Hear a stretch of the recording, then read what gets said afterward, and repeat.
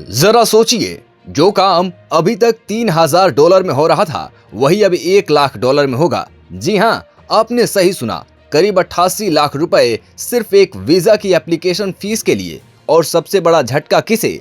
भारतीय कर्मचारियों को। 19 सितंबर को अमेरिकी राष्ट्रपति डोनाल्ड ट्रंप ने H-1B वीजा पर नया नियम लागू करने का ऐलान कर दिया।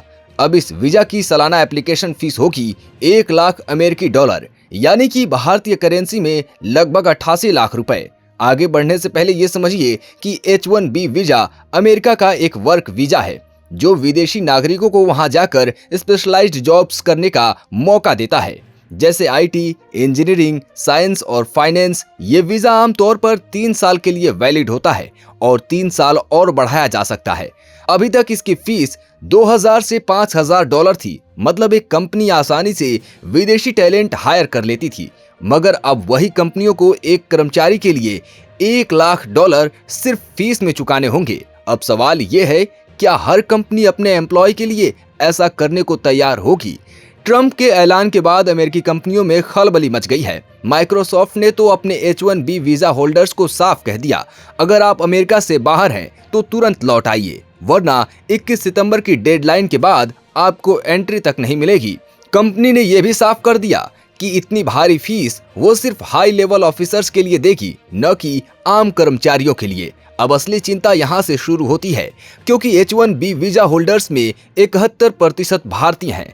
मनी कंट्रोल की रिपोर्ट बताती है कि 2024 तक करीब 4 लाख इंडियन वर्कर्स इस वीजा पर अमेरिका में काम कर रहे थे। यानी सबसे बड़ा झटका सीधे भारत को ही लगने वाला है। यह सिर्फ नौकरी जाने का भी मामला नहीं है, इससे जुड़ा है एक बड़ा आर्थिक कॉन्सेप्ट जिसे कहते हैं रेमिटेंस, यानी विदेश में कमाने वाले भारतीय जो पैसा अपने घर भेजते हैं उसे रेमिटेंस कहते हैं। वर्ल्ड बैंक के मुताबिक 2024 में भारत दुनिया में सबसे ज्यादा रेमिटेंस पाने वाला देश था। ये रकम लगभग $129 बिलियन थी। अब सोचिए, अगर अमेरिकी कंपनियों ने भारतीय कर्मचारियों को रखना बंद कर दिया तो ये रेमिटेंस सीधा गिरावट की तरफ जाएगा और इसका असर भारत की फॉरेन करेंसी रिजर्व और इकोनॉमी दोनों पर दिखेगा।